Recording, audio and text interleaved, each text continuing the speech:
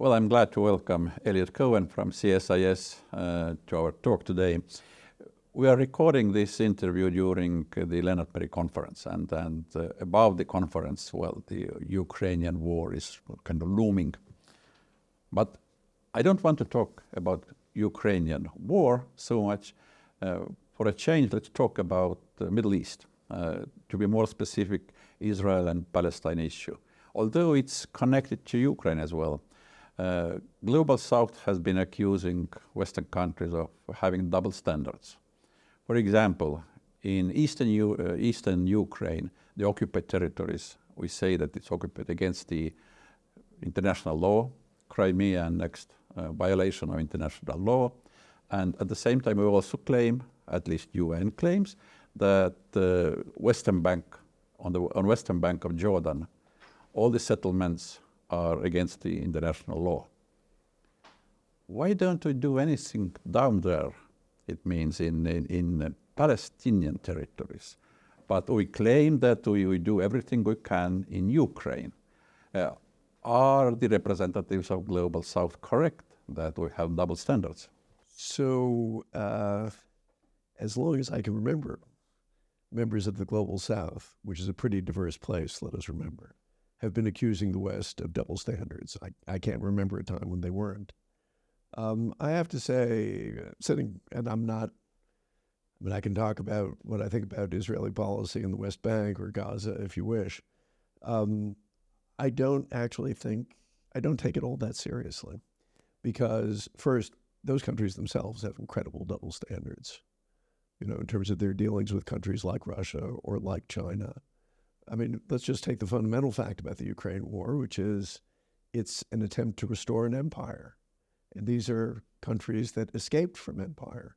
So the hypocrisy of that position strikes me as quite overwhelming. But more importantly, I think when you look closely at any of these states, including some of the ones that are the noisiest, you see when it comes at the end of the day, they pursue their national interests. So, for example, India has not been particularly supportive of the West on Ukraine. It has nothing to do with ideology. It has everything to do with a relationship with Russia, which helps provide them with very cheap oil. They negotiate good prices for it, and Russian weaponry. That goes back a while. And the other stuff is window dressing. And I think that's something very similar is true of a lot of other countries. So, and at the end of the day, and I think really to cut to the heart of the matter, we're at a crisis point in this war. And I think it would behoove the civilized countries, the liberal democracies, to focus their energies on making sure that Ukraine will win, as Estonia has very laudably done. And to devote a lot of time to trying to get South Africa to say, you don't have double standards, isn't going to advance that one iota. And I'll just say one last thing. Most of my career has been spent as an academic, but I've also spent a lot of time in the government. And one thing that I'm very well aware of is that there is a limited amount of, if you will, policy or diplomatic energy in the system at any one time. If you focus on one set of issues, you can't devote as much attention as you need to on others. And at the moment, what we should be focused on is ensuring that Russia's defeated and Ukraine wins. Okay, I'll bring you back down to Israel and Palestine. Basically, the support of Western countries to Israel's current policies is crumbling. If you look at the latest voting in UN General Assembly, even Estonia for the first time voted for the, let's call it pro-Palestine resolution. And a lot of effort has been spent, is spent on supporting Israel. But Israel's activities, aren't these detrimental to the goals that we claim to have? For example, the two-state solution, or let's say current situation in Gaza. Hamas is a terrorist organization. I guess in Western countries, very few doubt.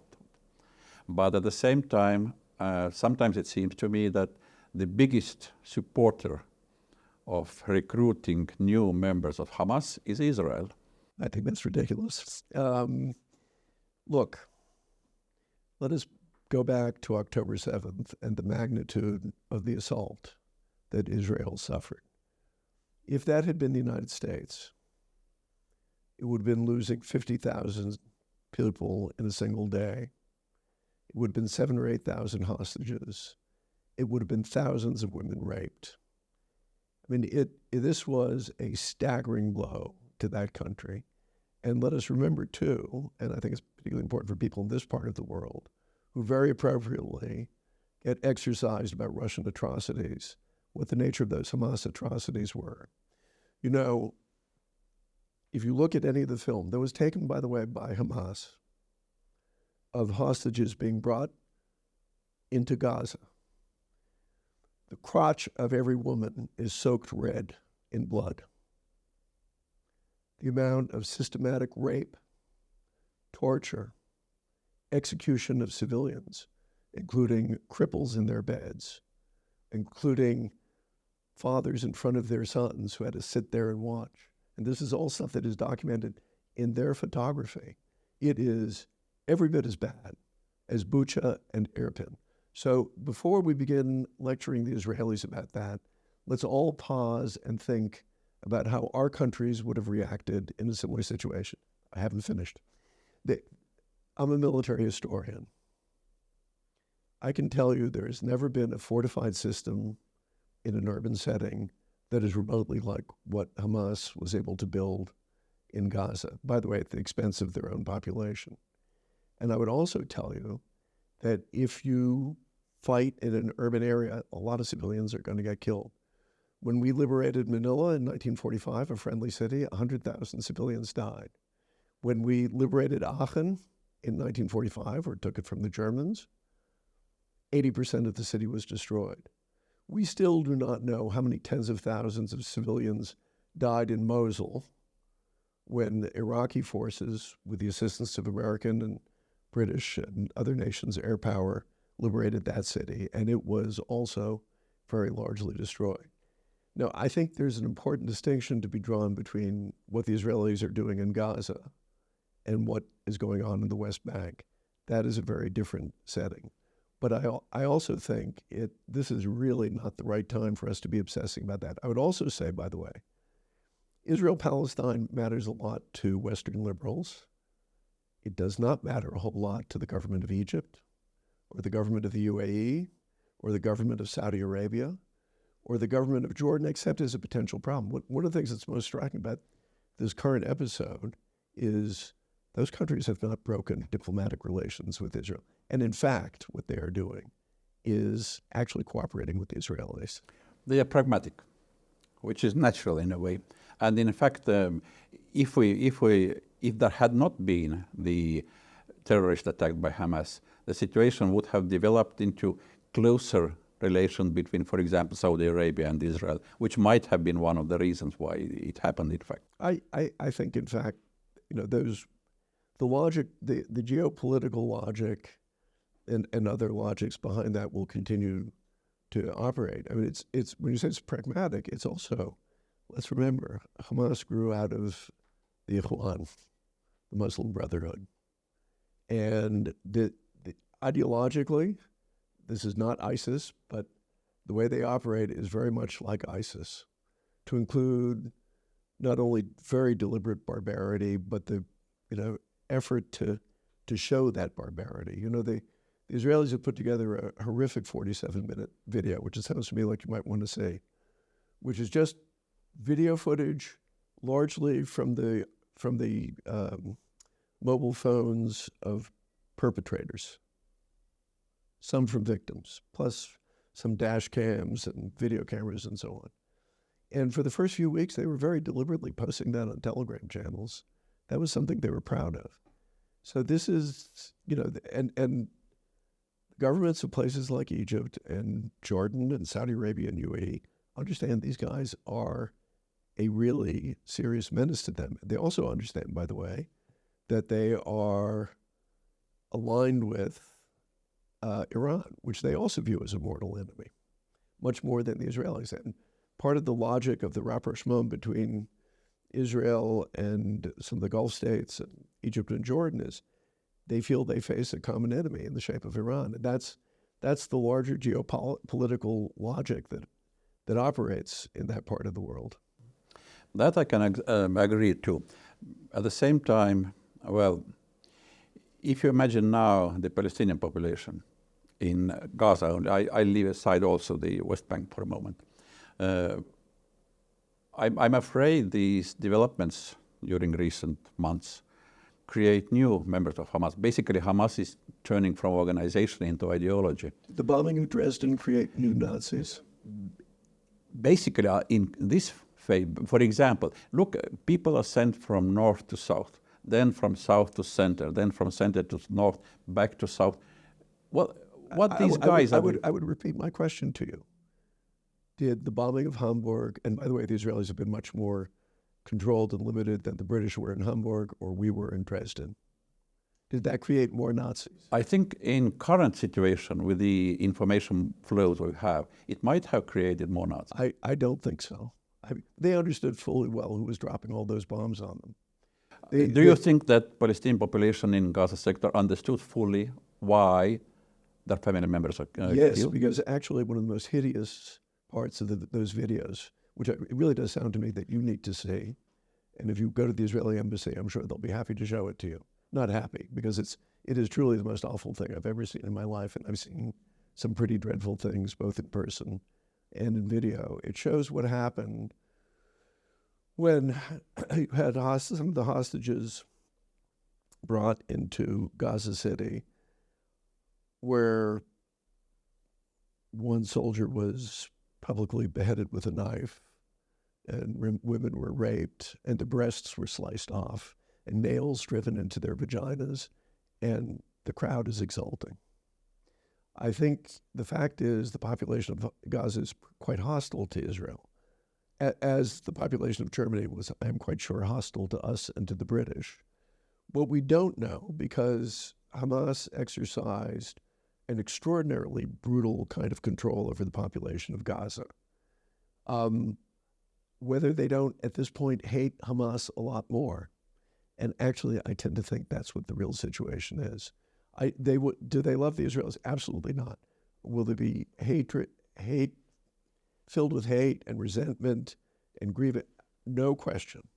Is there any way that could the Israelis have done more? I think probably, and they should have, to kind of ease some of the delivery of humanitarian aid, probably. But was there a way of attacking what was in effect an army while, making the population sweet on Israel? I think that's ridiculous. Well, in a way that sounds as promising in what you said, because basically we have to find some kind of, they have to find some kind of solution in the end. But is it possible? For example, we have been supporting two-state solution. Current Israeli government, if I'm not mistaken, is not exactly supporting it anymore. They say the situation has changed and so on and so forth. So now we come to the West Bank. I think if it would be possible to show Palestinians that there could be a Palestinian communities living in peace and well under a different rule than Hamas, then, well, for example, as you said, the resentment of Hamas would turn into maybe support of the future leadership. I have to say I'm a bit baffled by this. I came to Leonard Mary to talk to people about Ukraine and to learn about Russia, which is your real enemy, and frankly, Estonia doesn't have a whole lot that's useful to say about the Middle East. Having said that, you really have no role to play. You have a very important role to play in stopping Russia, which is the threat to our societies and our civilization. But let's remember that one of the problems you have in the West Bank is, part of the problem is unquestionably the way the Israelis have exercised the occupation. There's no question about that, about the lack of control of some of the settlers and so on. But part of what you have is also Palestinian resentment of their own, of the PA, of the Palestinian Authority, which is profoundly corrupt. And it has opened the way for Hamas. I think the sad fact is, and I take no joy in this because I tend to agree with you that, the important, the best solution would be a two-state solution. That has always been the case. The Israelis were willing to accept that in the Peel Report in 1939, in the Partition Plan in 1947, after 1949, in the Camp David Accords. For a variety of reasons, the Palestinians were not willing to accept it. The problem is now, it's not just the Israeli government. The people of Israel, by and large, now do not believe in a two-state solution. They do not believe it can work. The problem is that doesn't leave a solution. But, the thing is, I think, unfortunately, tragically, for them, for the Palestinians, they live in the middle of a problem for which there's no solution.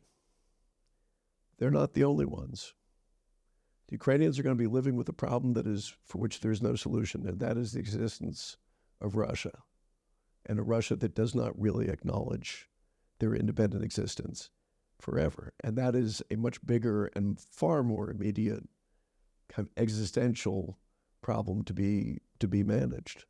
Okay, let's propose a solution. In case of Ukraine, the best solution is, and not only Ukraine, all the neighboring countries. For us, the best option would be having a Russia that consists of several Russias, which I know that Western politicians hate the idea that they are so afraid of disintegration of Russia, nuclear weapons, blah, blah, blah, etc. But it would be a solution, because as long as Russia is empire, it will always start expanding again and again and again. So in Israel and Palestinian case, the solution, two-state solution might be if the settlers are moved out because they are against the international law, are moved out, and on Western Bank there would be a internationally monitored Palestinian state, well financed, in order to show that without Hamas, you are capable of having something. So it's a theoretical solution. I will confess I'm baffled that we've gone from being concerned that the global South thinks we have double standards to kind of speaking with equanimity about breaking up the largest country on earth, which I suspect can't be done without a war of extraordinary violence. I mean... Don't bet on it. It's colonial state. Siberia is not Russia. It's colonized territories. And people have totally different identity in these parts of Russia. It's Russians. I'm not speaking about ethnic republics or something. Russians in Far East have totally different... For example, in 1992, there was a declaration of Urals Republic. It's 6 oblasts, all of them purely Russian. They wanted to get away from Moscow rule. I think a declared policy of wanting to break up Russia sounds a heck of a lot more A, implausible, and B, dangerous to me than whatever peace proposal for Israel-Palestine that we can come up with. Look, at the end of the day, it's going to be Israelis and Palestinians who have to make peace. The United States can play a role. We do play a role. It is a thankless role. But honestly, nobody else can actually really contribute to it, because you can't do neither you nor the Brits nor the French, the Indians or the South Africans, you can't do anything to contribute to the security of either side. And these issues do come down fundamentally to security questions. So you can complain about American foreign policy, which is something that as both an academic and as a former American official, you get used to. But honestly, at the moment, should this be the highest priority for the United States? I don't think so. Not in a world where you have the war in Ukraine going on, and not in a world where there's a substantial policy, a substantial chance of a major conflict in the Indo-Pacific, and where you have an imperial Iran whose clients are taking pot shots at international shipping. It is such a dangerous world that I think the kind of hobbyist interest that people take in the Middle East is a distraction. And I'll fall back on what I said earlier. There's a fixed amount of energy in the system. Tony Blinken like the rest of us, has 24 hours in a day, 7 days in a week, and he needs to sleep and get some exercise. And I would much rather have him working on Russia, Ukraine, China, Taiwan, and to some extent Iran and the greater Middle East than trying to break his head solving the Arab-Israeli conflict, which many, many American diplomats and politicians have attempted with very little success. Well, thank you. Just to round it up, you said that you are kind of surprised that we're talking about this distraction from the main problem, which is Russian aggression. Well, we are not concentrating on one thing only. We see the whole of the world. We understand that there are other countries as well. We understand that we have very little to say. But sometimes, you know, a small drop can help something somewhere.